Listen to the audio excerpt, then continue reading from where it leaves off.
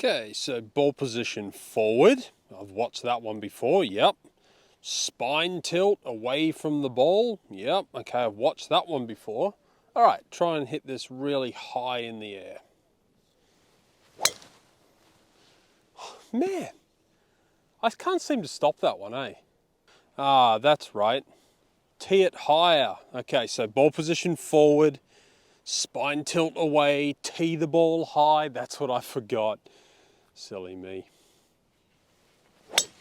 Oh, now I just skied it. Why can't I hit a good drive?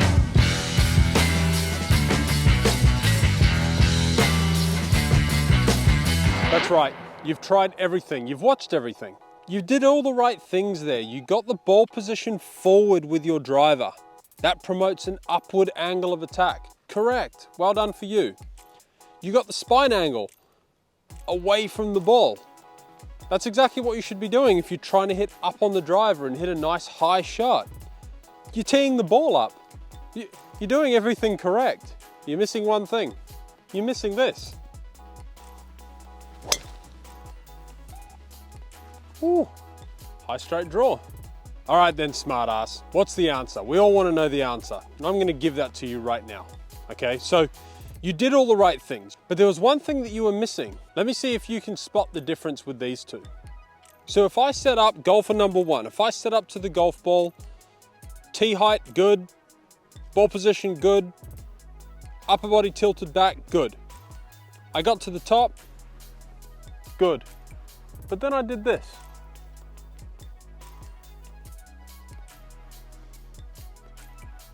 Versus getting to the top, good. We spot the difference yet? The first one, my head went too far forwards. And in the second one, my head stayed back behind the golf ball. That's that secret little thing that you're missing. So you did everything else correct. Ball position, tee height, spine angle, but then you undid all that hard work with your transition moving more towards this way as opposed to this way. Now I want you to notice one thing when I did that. I didn't stay on my back foot. I didn't do this. That's not what I'm doing. I am still pushing my pelvis forwards, but I'm keeping my upper body more behind the golf ball. Think of this as if someone got an uppercut. So if someone hit you with an uppercut, bang, you would go which way? You would go this way. I actually just knocked myself out then. Okay, you would go this way. That is called extension. We need that in the golf swing. We need that for driving the golf ball well. So think about it this way. If you were golfer number one, getting to the top, and then you went all the way through this way, you can see that at the end of the golf swing, I'm not extended. That's why you're hitting those low, squeezy shots that go out to the right. And that's why you hit pop-ups, because your angle of attack is too far down. But golfer number two, he stayed back. He got to the top, he pushed his pelvis forward, and then he got an uppercut. He extended his body behind the golf ball. I am still on my lead side here.